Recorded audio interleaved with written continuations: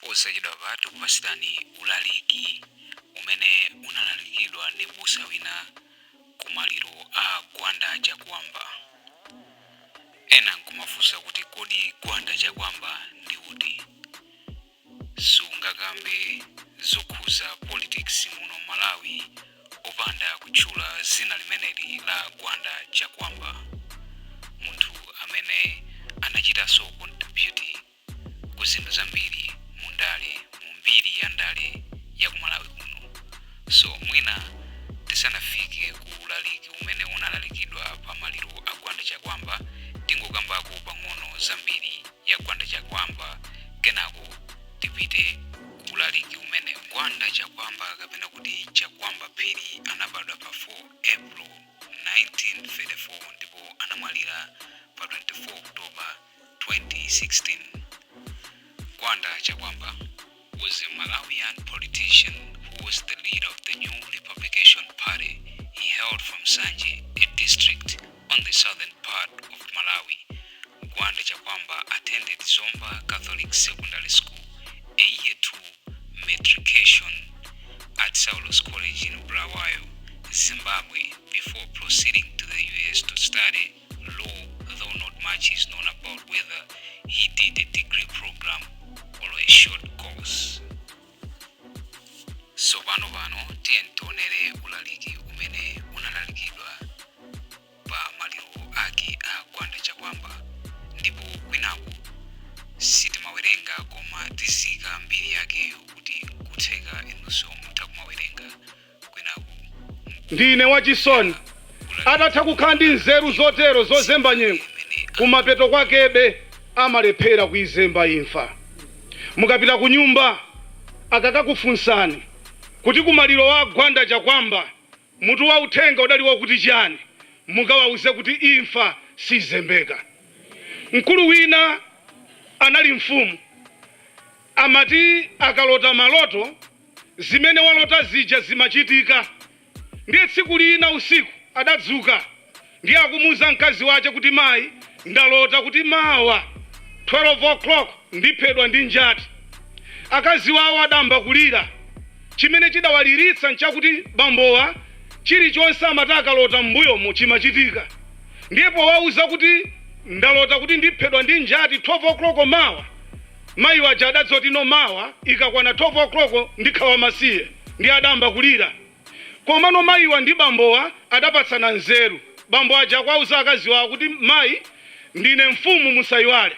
Chimene tichite ndiyitanitsa nyamatanga onse m'mudzi muno ndikuti antiteteze, ine sindituluka nyumba muno iyayi.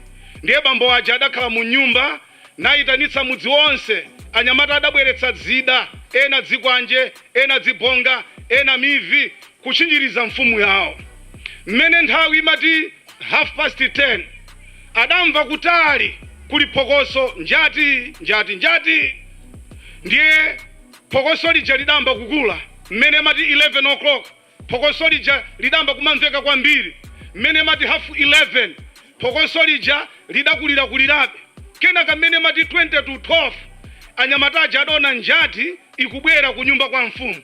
Nadziwa kuti no njati ija amati iphe amfumu aphedwa ndi njati yake ndi imene. Ndiye anyamata aja adamba kulimbana nayo. Itafika pa nyumba pa mfumu, mwachisomo njati ija idaphedwa. Mmene monthawi ili 5 minutes to 12.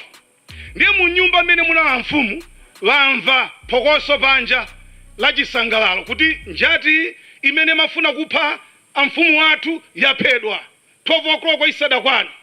Ndiye mfumu adasuzumira pa window kuti kodi nzoonadi njati imene mafuna iphe ine yaphedwa. Ndiye adaona kuti no njati ija yaphedwadi. Amfumu ndi chimwemwe mmene monthawi ili 2 minutes to 12 ndituluke ndikaone njati. Ndiye akutuluka tsopano kupita kukaona pamene pagona njati imene yaphedwa, imene anayilota iwo wataphedwa ndi njati 12 o'clock. Ndiye mmene akutuluka mmenemo ili 1 minute to 12. Mmene akutuluka njati ija chifukwa kuti potemedwa magazi adatayikira ponsepo, amfumu aja adaterereka ndi kukagwera nyanga ya njati. Mmene mati 12 o'clock amfumu adaphedwa ndi njati. Ndufuna ntanthauze kuti oyera mtima masana wano imfa sizembeka yani. Ndikudziwa ine masana ano pakati pathu pano pali anthu odziwa kuzemba, koma ndifuna ndatsimikizira amenewo ikadzakwana tsiku ili palibe kuzemba yani. Ndine wachimwemwe kuti pakati pathu tikuona asitikali mwamboungwa chisitikali ku sitikali mbali ina ya maphunziro wawo au sitikali amaphunzitsidwa kuzemba kwa zembera adani. Koma ndifuna mudziwa oyera mtima nkhani ya imfa, ka munthu ndi msitikali, ka munthu ndi mtsogoleri, ka munthu ndi munthu wa mtundu wanji, kandi wolemera kandi wosauka, ikadzakwana imfa sangathe kuzemba yani. Pachifukwa chimenecho ndidandaulire akuluakulu nonse muli pano. Mkulu wagona apayo adali munthu wamkulu. Imfa ilibe ulemu, silemekeza akulu iyayi. Ikadakhala kuti imfa imachita ulemu nilemekeza akulu monga ngati mmene amachitira kwathu kamadutsa kwa akulu mati wawa. Imfa ilibe wawa, sipereka ulemu iya. Ikamulunjika munthu ka munthu yongwa mkulu imantenga. Haleluya. Ndiye ndimati ndilimbikitse kuti aliyense kaya ndi wamkulu kaya ndi wang'ono akonzekere imfa sizembeka yani. Kuipa kwa imfa nkwakuti imakhoza kumtenga munthu ali munzanja la dokotala. Dokotala alipompo odziwa ntchito yake, koma imfa imakhoza kubwera nkudzamtenga. Ndiye tawerenga chapter apa kuti mfumu Ahabu, mfumu ya Israeli, idakambirana ndi mfumu ya ku Samaria dzina lake Yehosafati. Ndiye Ahabu akuti ine ndidzizimbayitsa ndipita ku nkhondo koma nkabisala.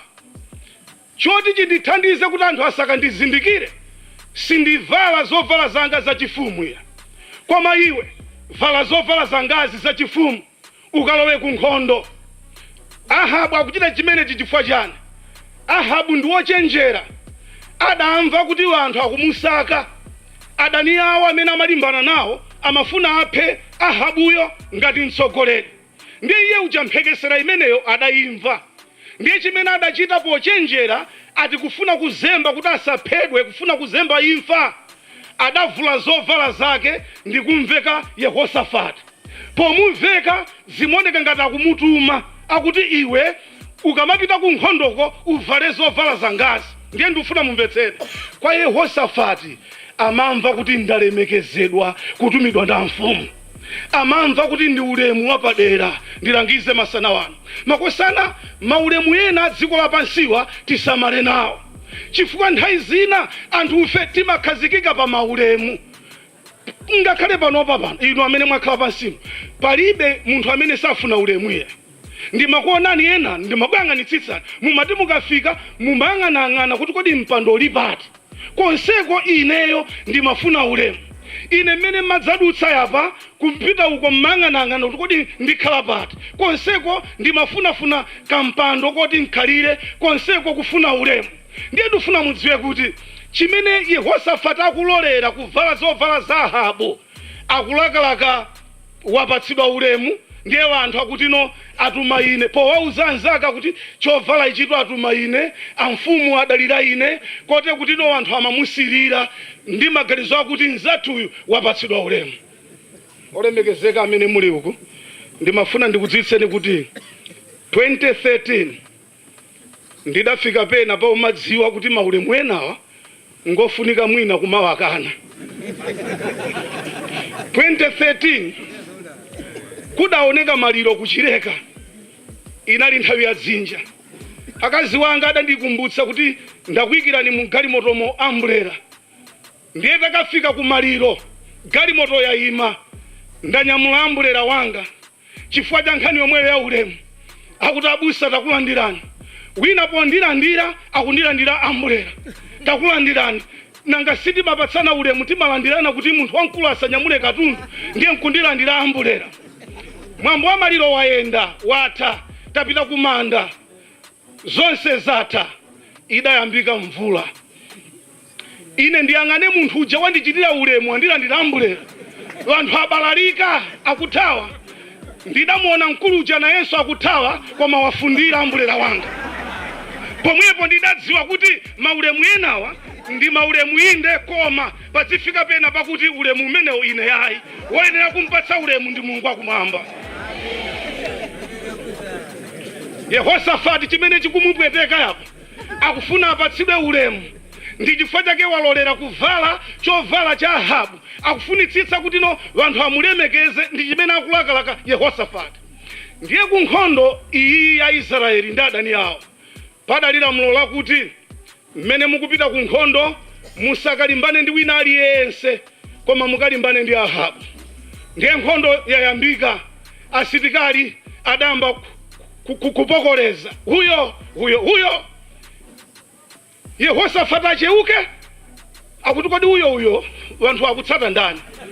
Ndiye kucheuka akumva huyo iye uchankudza ngati wasuntha pang'ono, akuona othamanga waja akulunjika iyeyo. Yehosafati adamba kuthawa, mmene akuthawa akuona wanthu aja akuthamangitsa iyeyo, huyo Yehosafati. Mungawerenge Bible lanu, Bible likuti Yehosafati adafuula. Mabaibo ena mkatanthauzidwe kena kachingerezi pa liwu lomweli akuti Yehosafati adalira, Yehosafati adakuwa, akukuwa akuthamanga. Kukuwa kwake amati chani? Yehosafati chimene chidachitika ndiye chidali chotere: uyuyu Ahabu adamveka chovala cha ufumu, ndikungwerekeza ngati nsaluyo. Ahabu akuti vala chovala changachi, ndiye Yehosafati adavala. Tsopano anthu aja akuti huyo ndi Yehosafati akuthawa, akuona kuti anthu aja akuthamangitsa iyeyo. Ndithokoze adakumbukira mwansanga kuti kodi anthu akulondola ine chifukwa chani. Ndiye mmene amati mmene Bible likuti adakuwa, adafuula. Ndifuna mukumve kukuwa kwa Yehosafati. Adati sindine chonde sindine, koma no anthu zongoti sindine sadakhulupirire iya, koma kuti akhulupirire kuti sindiye. Chimene Yehosafati adachita ukwakuthawa, ukwakufuula, namakuwa kuti sindine, adatenga chovala chobwereka chija nkuchitaya. Mmene anachitaya chovala chobwereka chija, wanthu onse adati sindiye.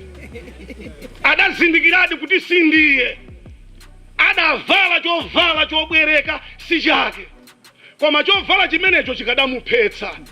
Ndinene zinthu ziwiri. Number 1, olemekezeka muli apa, Yehosafati tikumunenayo ndi munthu wachikulire, munthu wa udindo wache, koma ataona kuti imfa yamulunjika adathamanga. Mukacha ya kwawo munthu wachikulire kuthamanga chidali chosavomerezeka, koma Yehosafati adadziwa kuti ndikapanda kuthamanga ndifa, adathamanga. Kukuwa kwa munthu wamkulu, kufuula chidali chosavomerezeka, koma Yehosafati adayiwala kacha ya kwawo. Ndimafuna ndidziwe masanano, enafe timalephera kukhala akhristu chifukwa tamangika kumiyambo makacha akwathu. Ndimafuna ndikulimbikitseni, zikafika nkhani ya chipulumutso, iwalani kacha yanu, pulumutsani moyo wanu. Yehosafati adavula chovala chimene anali nacho kupulumutsa moyo wake. Sindine. Ndinene motere, Ahabu ngochenjera, wavula chovala chake wamuveka Yehosafati. Ndinene motere, Satana ngochenjera mayi, Satana ngochenjera bambo, akuvula makhalidwe wake kumanka na waveka wanthu makhalidwe amaudani. Ndikuyamikireni andale masana wanu, munkuona kwathu tikuona ngati kuti mwachita choposa chikhristu, chifukwa agwanda chakwamba munthawi ina amakhala mtsogoleri wotsutsa, koma mmene tikuonera yapo zoti kaya ndi wotsutsa, zoti kaya si wotsutsa, tonsefe tagwirizana kunena kuti mkuluyu anali m'bale wathu. Chimenecho nchimene chili chofunika kwambiri. Haleluya. Ndiye ndikufuna ndikuzeni kuti nkhondo imene ilipo si ya inu ndi anzanu. Ngati mukhazikika pa udani wa inuyo ndi anzanu, mukutaya nthawi. Nkhondo imene ilipo pali mkangano waukulu pakati pa Khristu ndi Satana. ndiye chimene satana akuchita, akumankana waveka wanthu zovala, wena kuwapatsa bodza, ena kuwapatsa miseche, wena kuwapatsa maudani, wena kuwapatsa umbanda, wena kuwapatsa kaduka, wena chiwerewere. Zimenezo ndi zovala zimene satana akuveka anthu ache. Ndiye pemphero langa lakuti tikhale anzeru ngati Yehosafati, okuti sindine mukavula ndikavula khalidwe langa lenileni lidzaonekera. Yehosafati khalidwe lake lidabisala, koma kumapeto kwake atavula khalidwe lake lidaonekera. Bwanji ndimalize motere, nkhondo yavuta, amafuna aphe Ahabu, koma Ahabu sakuoneka. Nchifukwa chani sakuoneka? Musayiwale koyambirira kuchi adati koma ine nkabisala, ndikapita komweko koma nkabisala. Ndiye Ahabu adabisala, asilikali asokonezeka, Ahabu sakumuona. Chifukwa chimene chimamuzindikiritsa chidali chovala. Ndiye kanyamata kena, msilikali wa chinyamata akutadangowerama ndikutenga muvi wake, kati nena kuti uta wache, kati nena kuti mkondo wache, adautenga. Mukawerenge verse 34, akuti nyamata adati koma Ahabu sadaoneke, koma ine lero nkadangompeza Ahabu, lero ndikadangontere, adangouponya muvi uja chiponyeponye, osatama muona Ahabu iya, koma muvi uja udankanusaka pamene pali Ahabu wokha, udankanusaka mkati mwa gulu padamveka mfuwu wolirayo Ahabu akuti kalanga mundichotse mungulu la nkhondo ndalasidwa. Bible likuti mmene dzuwa limalowa Ahabu adamwalira, kutanthauza kuti olemekezeka imfa singazembeke. Palibe munthu amene angazembe imfa ya. Chotero ndikuwuzeni chinthu chimodzi chimene chingapangitse kuzemba imfa. Mukawerengera ku Nyumba verse limene sitiwerenga, Samueli woyamba chapter 14 kuyambira verse 41 mpaka na verse 45. Nyamata wina dzina lake Jonathan adapalamula mlandu, adachimwa, adauzidwa kuti anawo asadye, ana Israeli ku nkhondo asadye, koma Jonathan mmene anapita mchire adapeza pena pakukha uchi, ndi adatokosa kuti adye. Atangolawa pang'ono nkhondo idavuta, wanthu adaphedwa, nkhondo idasokonekera. Ndi adachita maere, atachita maere, atapanga kafukufuku, maere adagwera Jonathan. Ndiye bambo ake akuti mwana wanga undiuze wachita ichi chifukwa chani. Ndifuna ndikuuze kuti lamulo lakutsutsa uyenera kuti ufe. Jonathan ataona kuti bambo ake omwe akunena kuti afe, palibe amene adamuyikira kumbali. Mukawerenge Bible kuti adazemba Jonathan kwa yekha kutchire, kutali kwa yekha, napemphera kwa Mulungu kuti Ambuye ndinakuchimwirani, koma wanthu akuti ndife, wanthu onse adana nane, palibe amene angandipulumutse, ndikubwera kwa inu Ambuye mundipulumutse. Ndiye akuti atakumana onse ndi miyala kuti amugende Jonathan, wina adalankhula mawu kuti ko Jonathan angaphedwe lero, musatero ayi. Chosachitira lero Jonathan tamuona walumikizana ndi Yehova, wagwirizana ndi Yehova. Chinsinsi chozembera imfa mafumu, lumikizanani ndi Yehova. Chinsinsi chozembera imfa mabwana, a former president, ndi nduna zonse amene muli pano, inu atsogoleri achipani chotsutsa inu, ndifuna ndikuzeni tota chakwera. Chinsinsi chozembera imfa, lumikizanani ndi Yehova. Inu achinyamata amene muli pano, azimayi amene muli pano, asilikali amene muli pano, chinsinsi chozembera imfa, tilumikizane ndi Yehova. Ndifuna ndikuchenjezeni, anthu ife timakonda kulumikizana, ena anu malumikizana ndi azinzanu kuti zikuyendereni bwino, kwa ndifuna ndikuzeni kuti anzanu akuyendetsani bwino koma moyo wa dziko lapansi lomwe lino, koma Yehova adzakuyendetsani bwino ku moyo wosatha. Lumikizana ndi Yehova, musangodalira ndale, musangodalira ufumu, musangodalira business, musangodalira ntchito, koma tilumikizana ndi Yehova. Kumapeto kwake kuseri kwa imfa Yesu akubwera kudzagonjetsa imfa. Chotero masana wanu kuno kunyumba kwa Gwanda chakwamba, kumene msonkhano onse tasonkhana, agwanda asakudziwa, pemphero langa ndilakuti tonse amene tabwera pano tipange chitsimikizo cholumikizana ndi Yehova. mukalimbana zolumizana ndi anthu mungotaya nthawi. Makabwera msanga bwanji ku chigayo